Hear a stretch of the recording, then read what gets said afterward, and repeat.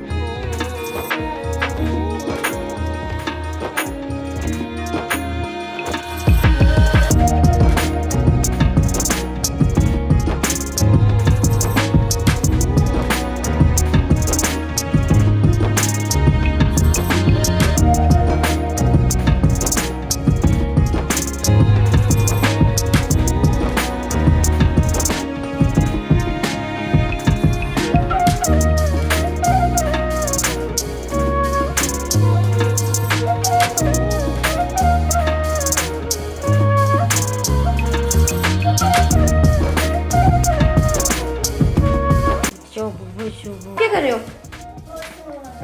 क्या lunch box? वो यहाँ तो नहीं है आपका लंच बॉक्स। डब्बा कौन सा?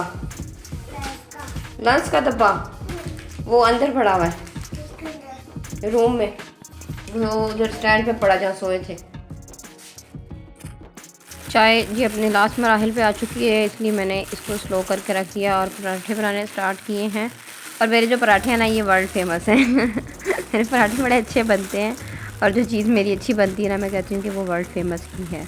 इन सबको पराठे खिलाने के बाद मैंने ख़ुद अपने लिए टोस्ट और फ्राइड एग लिया है और साथ चाय, क्योंकि मैं रोज़ पराठे खा खा के बोर हो जाती हूँ, मुझे ज़्यादा पराठे खाने अच्छे नहीं लगते। तो फिर मैं कभी बीच में मैं ब्रेड खा लेती हूँ और कभी नान खा लेती हूँ। और डेली का नान भी मुझे बिल्कुल पसंद नहीं है, मैं कहती हूँ कि वेरिएशंस होनी चाहिए ब्रेकफास्ट में। नाश्ते के बाद मैंने जो है सफाई करनी स्टार्ट की, घर की बेडशीट वगैरह चेंज की, क्योंकि ये सारे काम मैं रामीन के उठने से पहले कर लेती हूँ ताकि फटाफट हो जाएं। और मोपिंग करने के लिए मैंने फ़िनाइल यूज़ की है। फ़िनाइल से टाइल साफ़ करें तो बड़ी अच्छी टाइल साफ़ होती हैं और उनमें शाइन आती है।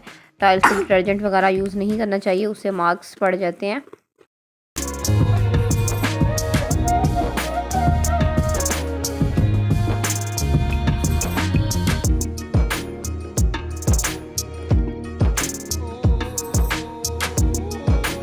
हाय baby, how are you?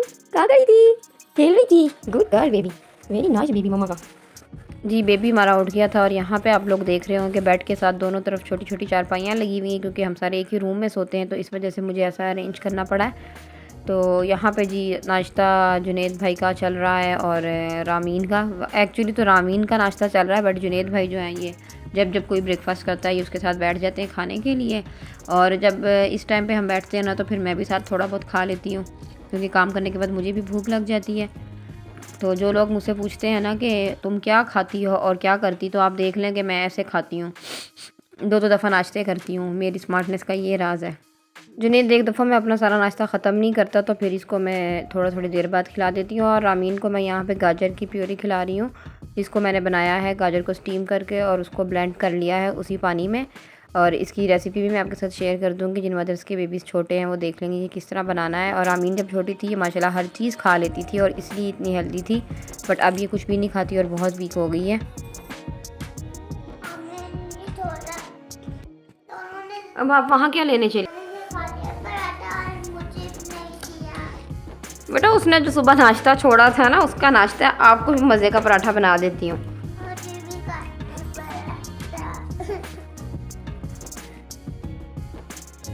Friday को रुबाब और आयजा 11:30 घर आ जाती हैं और रुबाब घर आने के बाद रो रही कि आप लोगों ने सारा नाश्ता कर लिया और मैं रह गई हूँ, मुझे मज़े का पराठा नहीं मिला।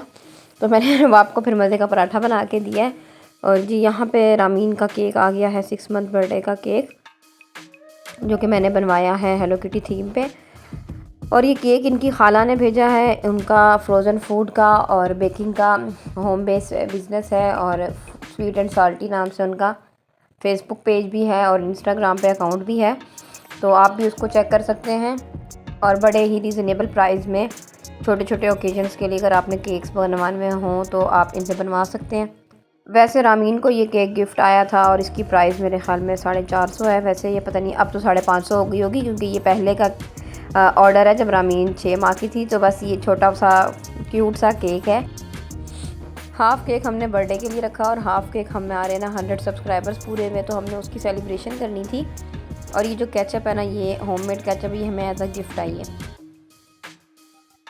यहाँ ज़ोहर की नमाज़ का टाइम हो गया और मैंने नमाज़ की वीडियो इसलिए शेयर की है कि अक्सर लोगों के हम व्लॉग्स देखते हैं तो हम उनके बारे में ही कमेंट करते हैं कि जी ये बंदा नमाज़ नहीं पढ़ता, इसके व्लॉग में देखो। तो हमें क्या पता कि वो नमाज़ पढ़ रहा है या नहीं पढ़ा। अक्सर लोग नमाज की वीडियो नहीं बनाते कि इबादत अल्लाह के लिए करें, तो हम किसी को क्यों दिखाएं। बट मैंने इसलिए बनाई है कि जब आप कोई मोटिवेशनल वीडियो बना रहे हैं तो क्या पता कोई मुझे देख के मोटिवेट हो और नमाज की रूटीन किसी की बन जाए, या नमाज देख के किसी को याद आ जाए कि उसको नमाज़ अदा करनी है तो वो नमाज़ पढ़ ले। नमाज़ पढ़ने के बाद जी हम लोग निकले हैं आउटिंग पे, छोटी सी पे, क्योंकि हम लोगों ने बनानी है चिकन और हम लोग चिकन और वेजिटेबल लेने के लिए जा रहे हैं। मैं, रुबाब और जुनेद, आयज़ा और रामीन घर पे हैं। रामीन सो रही थी और आयज़ा आपी को ना ऐसे बिल्कुल जाना पसंद नहीं है, तो बस हम लोग घर के पास ही बिल्कुल सब्ज़ी वाला और चिकन वाला होता है, तो वहाँ से हम सब्ज़ी और चिकन लेने के लिए खुद ही निकल पड़े। यही खानी है आपने, हैं शौक शौक से इसी को खाना है। मेरे हस्बैंड कहते हैं कि इंसान को ना सेल्फ़ डिपेंडेंट होना चाहिए, तो वो कहते हैं कि इस तरह के छोटे मोटे काम खुद किया करो, हिम्मत रखा करो, हिम्मत करके जाया करो। और कहते हैं कि शेर बनो शेर। तो आज हम शेर बन के तो सब्ज़ी लेने चले गए और ये मेरी शेरनी घर पे अकेली थी। चिकन लेकर आए और गोभी लेकर आए, खानी है।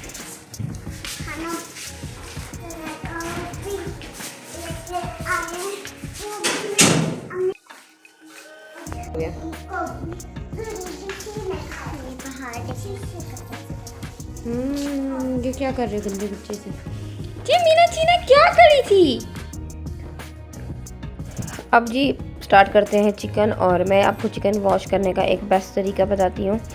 चिकन को मैंने डाल लिया एक स्ट्रेनर में और इसको एक दफ़ा पानी से निकाल लिया। कुछ लोग चिकन के बारे में बहुत ज़्यादा वहमी होते हैं, तो उन वहमी लोगों को मैं बताऊँ, आपने एक बाउल ले लेना है और बाउल में पानी डाल लें और चिकन को एक दफ़ा वॉश करने के बाद आप उसमें चिकन डाल दें।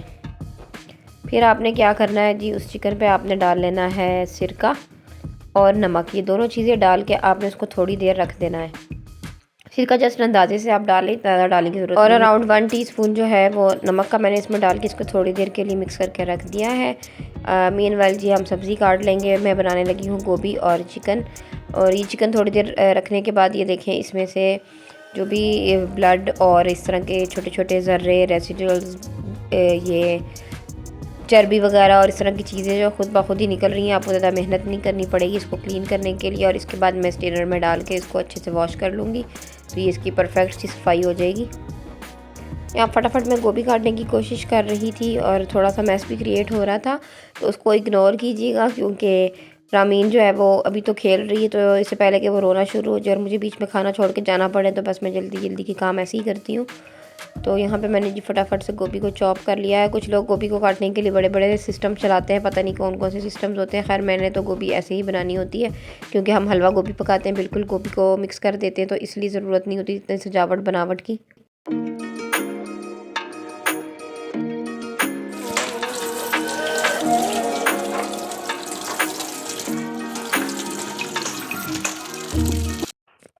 असर की नमाज़ का टाइम हो गया था, तो मैंने कहा कि पहले मैं नमाज़ पढ़ लूँ, उसके बाद मैं बाकी काम करूँगी। और अगर नमाज़ पढ़नी हो ना तो फ़ौरन अज़ान होती नमाज़ पढ़ ले तो नमाज़ पढ़ी जाती है, वरना डिले हो जाता है। अब बारी आ गई है चॉपिंग शॉपिंग की, जल्दी जल्दी से हमने कर लेनी है चॉपिंग शॉपिंग, है ना राइज़ा?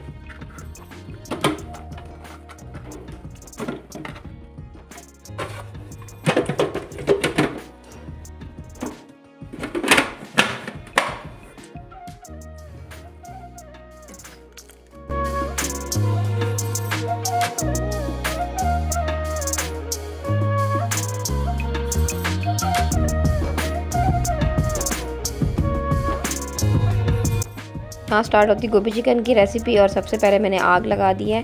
और ये वो वाली आग नहीं है जो लोगों की लड़ाई डालने में आग लगाते हैं, ये बस मैंने फ्लेम ऑन किया है और इसमें मैंने ऑयल डाला है। प्याज मैंने अपने नेशनल के चॉपर में फटाफट से चॉप कर लिया है और स्पैचुला की मदद से निकाल लिया है। और मैं सब हाउसवाइफ्स को मशवरा दूंगी कि प्लीज़ अपने किचन में स्पैचुला लाजमान रखें, ये बड़ी हेल्पफुल सी चीज़ है। ये कुछ भी आपको कहीं से भी निकालना हो ना, ये ज़रूरी सिर्फ बेकिंग में यूज़ होगा, कुकिंग में भी इसका बड़ा काम आता है। और स्पेशली चॉपर और ब्लेंडर में से कुछ निकालना हो या बाउल वगैरह खाली करने हो तो बड़े अच्छे से ये सफाई करता है।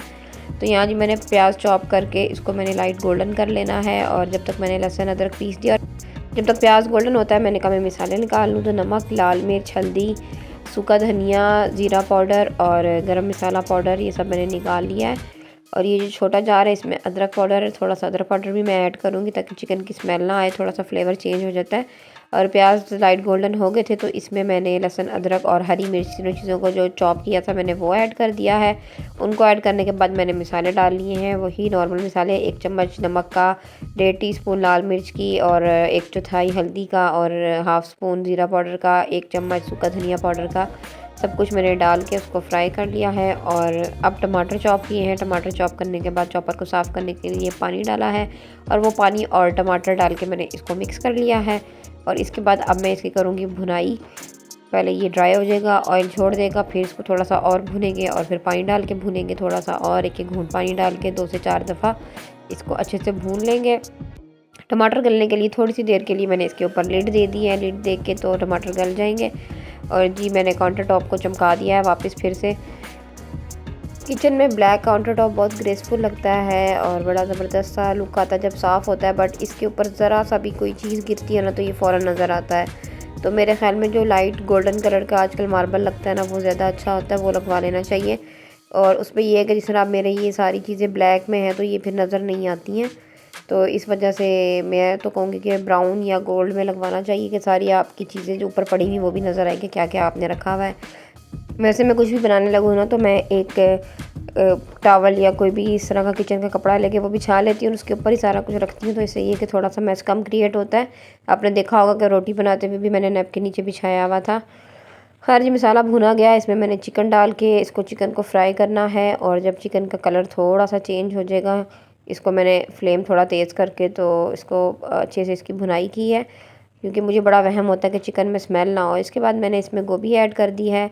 गोभी क्योंकि पानी छोड़ती है और काफ़ी सारा पानी छोड़ती है, तो मैंने क्या किया है जी, गोभी को डालने के बाद इनको अच्छे से मिक्स कर दिया है। और हल्का सा मैंने पानी डाला है कि क्योंकि जो आप सिलेंडर में जब कुकिंग कर रहे होते हैं ना तो उसका प्रेशर गैस का थोड़ा कम होता है, तो थोड़ा गलने में टाइम ज़्यादा लग जाता है। तो इस वजह से फिर मैं थोड़ा सा पानी यूज़ करती हूँ, वरना नॉर्मली नहीं करते। तो जी वो मैंने इसको पानी डाल के लिड दे के रख दिया है। और इसके बाद जी धोने वाले बर्तन बहुत सारे जमा हो चुके हैं। जब तक गोभी गलती है हम लोग चलते हैं अंदर का राउंड लगाते हैं। किचन की लाइट मैंने कर दी है ऑफ़ और अब मैं जा रही हूँ ड्राइंग रूम में, क्योंकि मगरिब की नमाज़ का टाइम हो चुका है। नमाज़ पढ़ेंगे, नमाज़ पढ़ने के बाद फिर हम जाके देखेंगे अपना किचन दोबारा से। आपको मेरे बच्चे ज़्यादा तंग करते नज़र नहीं आ रहे होंगे, क्योंकि जब हम इस घर में रहते थे ना मेरे बच्चे बड़े पीसफुल रहते थे, क्योंकि उनका सेपरेट रूम था। तो अपने रूम में बैठ के ना ये आराम से खेल रहे होते थे, कुछ ना कुछ एक्टिविटी कर ही लेते थे ये और मुझे डिस्टर्ब नहीं करते थे। तो आज जो इन्होंने एक्टिविटी की है ना, अभी मैं आपको जाके दिखाऊंगी तो आपका दिल खुश हो जाएगा, आप दंग रह जाएंगे कि इन बच्चों ने किया क्या है, क्योंकि आज कुछ एक्स्ट्रा ही सुकून था। एक दफ़ा भी बच्चे डिस्टर्ब करने नहीं आए। स्टार्टिंग में जब मैं कुकिंग कर रही थी तो देख रहे थे कि मामा क्या पका रही हैं, और उसके बाद आराम से अंदर खेलने चले गए। तो खैर मैंने आके गोभी को खोला है और गोभी ऑलमोस्ट गल गई है और चिकन भी गल गई है। तो इसको मैंने भून लिया है। भूनने के बाद इसको मैंने दम पे रखा है थोड़ा सा और, तक कि चिकन अच्छे से गल जाए। और अब मैं जो बर्तन पड़े थे उनको वॉश करने लगी हूँ। वो कहते हैं ना कि जब बच्चों की तरफ से बिल्कुल खामोशी हो जाए तो समझ लें कि कोई बड़ा ही तूफ़ान क्रिएट हो रहा है। तो ऐसा ही मेरे साथ हुआ था कि बड़ी ज़्यादा ही खामोशी थी और मैं बड़ी खुश थी कि मेरे बच्चे बड़े सुकून से खेल रहे हैं। तो बाद में जो हुआ वो फिर देखने लायक था कि हुआ क्या। तो बस बर्तन धोने के बाद मैं आपको लेके जा रही हूँ और दिखाती हूँ कि वहाँ हो क्या रहा था।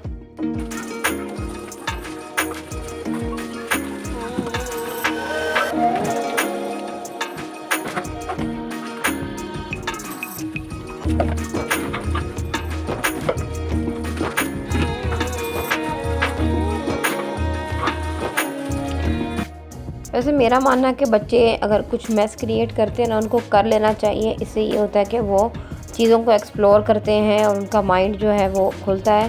सब लोग कहते हैं कि मेरे बच्चे माशाल्लाह माशाल्लाह बहुत ज़हीन हैं और एक्स्ट्रा एक्टिव चलते हैं। तो मेरे बच्चे जो है ना, जो भी करें मैं उनको ज़्यादा टोकती नहीं हूँ। मुझे ये आदत बिल्कुल अच्छी नहीं लगती कि हर कदम पे बच्चों को टोकते रहो। अगर वो जंप कर रहे हैं सोफ़े से तो अरे सोफ़े से जंप नहीं करो, चोट लगी। ठीक है, जो चीज़ बच्चे के लिए नुकसानदेह है वो समझ में आती है, लेकिन एक नॉर्मल सोफ़े से अगर बच्चा जंप करेगा, एक दफ़ा नीचे छलांग लगा के उतर आएगा, तो मेरे ख़्याल में उसको कुछ नहीं होगा। अल्लाह ताला उनको सलामत रखे, अल्लाह ताला उनकी हिफाजत करे। तो कदम कदम पे बच्चों को बिल्कुल नहीं टोकना चाहिए कि हर बात पे उनसे को नहीं ये नहीं करना, नहीं वो नहीं करना, मतलब कुछ नहीं करना। तो फिर बच्चे करेंगे क्या? मुझे तो ये समझ में नहीं आता। तो मेरी सबसे यही बहस होती है कि जो बच्चे कर रहे हैं उनको थोड़ा बहुत कर लेने दिया करो। हम पास बैठे हुए हैं, देख रहे हैं कि बच्चे क्या कर रहे हैं। इसी तरह बच्चे सीखते हैं, इसी तरह बच्चों में जो है ना एक्टिविटीज़ आती हैं, करने का आता तरीका आता है, बच्चे जो हैं एक्टिव होते हैं। लेकिन हर किसी की अपनी मंतक है। तो मेरे ख़्याल में मेरा जो माइंड सेट है वो ये है कि मैं बच्चों को कहती हूँ इट्स ओके कर लो। तो यहाँ जी फिर मैं बर्तन धोने के बाद साथ ही साथ बर्तन समेट रही थी और मैंने भी हद ही कर दी थी ना। मैंने सोचा कि बच्चों को देखने जाऊंगी तो बच्चे अलर्ट हो जाएंगे और रूम से बाहर आ जाएंगे, क्योंकि मुझे जल्दी इस चीज़ की थी कि मैंने रामीन की बर्थडे की ना डेकोरेशंस करनी थी। तो शाम तो इधर ही होगी, मगरिब तक का टाइम तो गुजर चुका था सालन बनाने और ये समेटा समेटी में। तो मुझे यही था कि मैं जल्दी जल्दी जाके ना डेकोरेशंस का काम भी करूँ, ताकि लेट ना हो जाऊँ या रामीन रोने ना लग जाए। और इनके बाबा भी आने वाले थे, तो इस वजह से बस मैंने कहा कि बच्चे जहाँ मसरूफ़ हैं ना, आज इनको मैं मसरूफ़ रहने ही देती हूँ।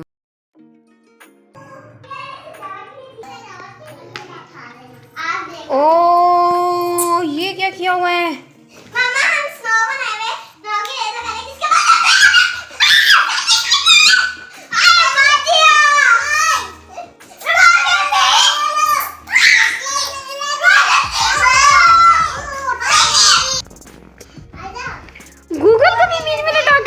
क्या हुआ इसको भी नहीं? सारी ये हो गई थी फिर मैंने और अब बेटा यहाँ की सफाई कौन करेगा? तो फिर आपने देखी पावर ऑफ एक्सप्लोरेशन जो मैं आपको बता रही थी। एक स्टफ टॉय है, उसके अंदर थर्मोपोर के कुछ ज़रे थे, तो मेरे बच्चों ने उसको एक्सप्लोर किया, उसमें से स्नो निकाली है। उन्होंने घर में बैठ के स्नो बनाई है और वो बैठ के बर्फ़ में खेल रहे हैं। तो देखें बच्चों की खुशियों में कितनी खुशी होती है। उसके बाद जो मैंने सफाई की और मुझे खुशी हुई ना, लग पता गया। तो सेकंड पार्ट में आपने देखनी है जी रामीन की बर्थडे और इसकी हेलो किटी बर्थडे की डेकोरेशन।